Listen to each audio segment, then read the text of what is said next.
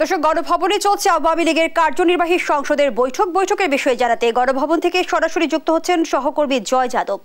জয়, কার্যনির্বাহী সংসদের বৈঠকের এজেন্ডা সম্পর্কে কিছু জানতে পেরেছেন কিনা, আর প্রধানমন্ত্রী শেখ হাসিনার বক্তব্যে কোন বিষয়টি বিশেষ গুরুত্ব পেয়েছে? আপনি জানেন যে আওয়ামী লীগের কেন্দ্রীয় কার্যনির্বাহী সংসদের সভাটি শুরু হয়েছে সন্ধ্যা 7:05 গণভবনের ব্যাংকুয়েট হলে, এবং এই সভাটি এখন চলছে। এবং আপনি এজেন্ডার কথা জানতে চেয়েছেন। মূলত 16টি এজেন্ডা নিয়ে এই সভাটি আওয়ামী লীগের কেন্দ্রীয় নেতারা বসেছেন সভাপতি শেখ হাসিনার নেতৃত্বে, যার মধ্যে দিবসভিত্তিক কর্মসূচিগুলি প্রাধান্য পেয়েছে। এবং দিবসভিত্তিক কর্মসূচি বলতে যদি আমি আপনাকে বলি যে আগামীকাল মহান মে দিবস, 17ই মে আওয়ামী লীগ সভাপতি শেখ হাসিনার স্বদেশ প্রত্যাবর্তন দিবস, তারপর জুন মাসে যদি আমরা দেখি 7 জুন ঐতিহাসিক 6 দফা দিবস, এবং 23 জুন আওয়ামী লীগের প্রতিষ্ঠা বার্ষিকী।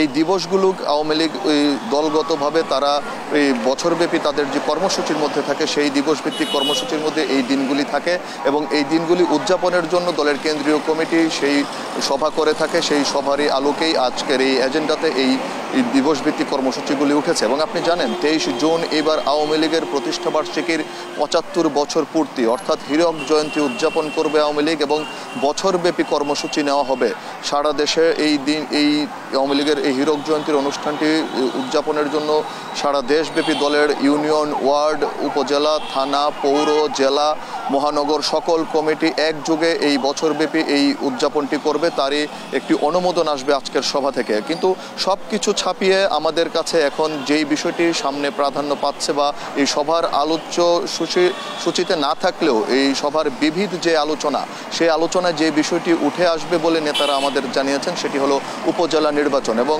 আপনি জানেন যে উপজেলা নির্বাচনের প্রথম ধাপের নির্বাচন হবে 8 মে, এবং আওয়ামী লীগ গত এই 18 এপ্রিল যে নির্দেশনাটি জারি করেছে দলগতভাবে, যে যারা এই আওয়ামী লীগের এমপি রয়েছেন এবং এই সংসদ সদস্য এবং মন্ত্রী রয়েছেন, তাদের স্বজনেরা এই নির্বাচনে অংশগ্রহণ যাতে না করে সে ব্যাপারে তারা একটি নির্দেশনা জারি করেছেন। কিন্তু সেই নির্দেশনাটি উপেক্ষা করে প্রথম ধাপে আমরা দেখেছি প্রায় 20 জনের মতো এই স্বজন প্রার্থী রয়ে গেছেন এই নির্বাচনে, এবং এই দ্বিতীয় ধাপের নির্বাচনে এখন পর্যন্ত প্রায় 35টির মতো মনোনয়নপত্র স্বজনরা জমা দিয়েছেন। তো এই বিষয়গুলি নিয়ে এখানে একটি সিদ্ধান্ত আজকে আসবে, কারণ আপনি জানেন এই সিদ্ধান্তটির উপর অপেক্ষা করছে, বা এই সিদ্ধান্তটির উপর নির্ভর করছে আওয়ামী লীগের তৃণমূলের রাজনীতি কিভাবে এগোবে। এখানে কি এমপি মন্ত্রীদের প্রাধান্যই থাকবে, বা এই যে রাজনীতির যেই পরিস্থিতির সেখানে তেগি দুর্দিনের নেতারা বা সাংগঠনিক নেতৃবৃন্দ যারা আছেন তারা এখানে প্রাধান্য পাবেন। তো এই সার্বিক বিষয়গুলি নিয়ে কিন্তু এই মুহূর্তে রুদ্ধদ্বার বৈঠকটি চলছে গণভবনের ব্যাংকুয়েট হলে আওয়ামী লীগ সভাপতি শেখ হাসিনার নেতৃত্বে। সভাটি শেষ হলে নেতারা আমাদের সাথে কথা হয়েছে সাধারণ সম্পাদক ওবায়দুল কাদেরের, তিনি সভা শেষে সভার যে সিদ্ধান্তগুলি আছে সেই সিদ্ধান্তগুলি গণমাধ্যমের সামনে তিনি ব্রিফ করবেন। এবং সভার সূচনা বক্তব্যে আপনি যেটি বলেছিলেন যে শুরুতে, যে আওয়ামী লীগ সভাপতি প্রধানমন্ত্রী শেখ হাসিনা তিনি সূচনা বক্তব্য দিয়েছেন, তিনি প্রতিবারই এই আওয়ামী লীগের কেন্দ্রীয় সভার শুরুতেই তিনি সূচনা বক্তব্য রাখেন। তো এই সূচনা বক্তব্যের শুরুতে প্রধানমন্ত্রী যে কথাটি বলেছেন, যে যারা এই সরকারের সমালোচনা করছে, যারা নির্বাচনের সমালোচনা করছে এবং যারা সরকারের অগ্রযাত্রাকে ব্যাহত করতে চায়, তিনি তাদের সমালোচনা করে বলেছেন যে যেই দলটি, অর্থাৎ তিনি বিএনপির নাম উল্লেখ না করেই বলেছেন যে দলটি অবৈধ সামরিক শাসকের হাত থেকে তৈরি, এবং যেই দলটি হা না ভোটের মাধ্যমে দেশে গণতন্ত্র আনতে চেয়েছিল, তাদের মুখে গণতন্ত্রের কথা মানায় না। কিন্তু বক্তব্যের শেষ পর্যায়ে প্রধানমন্ত্রী শেষ দিকে ফিলিস্তিনি ইস্যুতে খুব সোচ্চার বক্তব্য রেখেছেন, এবং তিনি বলেছেন যে ফিলিস্তিনে যে গণহত্যা চলছে তার প্রতিবাদ তিনি পৃথিবীর বিভিন্ন প্রান্তে যখনই ছুটে গেছেন তখনই এই গণহত্যার তিনি প্রতিবাদ করেছেন।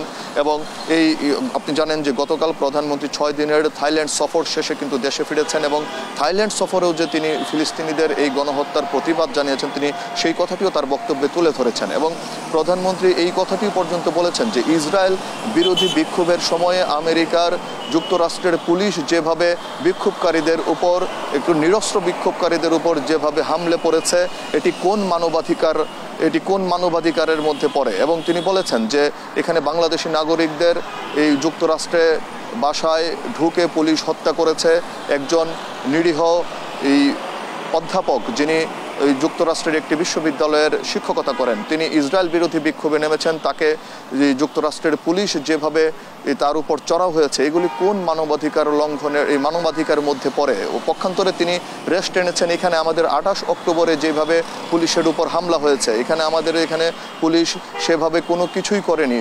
যেই সশস্ত্র হামলার পরও বাংলাদেশের পুলিশ তাদের বিরোধী পক্ষকে সেভাবে দমনের দিকে যায়নি যেভাবে মার্কিন যুক্তরাষ্ট্রের পুলিশ নিরস্ত্র মানুষের উপর হামলে পড়েছে।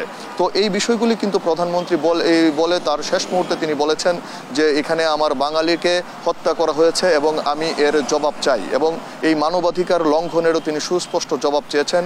পক্ষান্তরে তিনি বলেছেন যে মার্কিন যুক্তরাষ্ট্র এত মানবাধিকারের কথা বলে, এত স্যাংশন দেয়, তারা আয়নায় নিজের মুখটি দেখুক, এই কথাটি কিন্তু প্রধানমন্ত্রী শেখ হাসিনা বলেছেন। পাশাপাশি যে চলমান এই দাবদাহ চলছে দেশে, এ ব্যাপারে জনগণকে একটু সচেতন হওয়ার আহ্বান জানিয়েছেন, ঘরের মধ্যে থেকে একটু স্বাভাবিকভাবে তারা জীবনযাপন করার জন্য।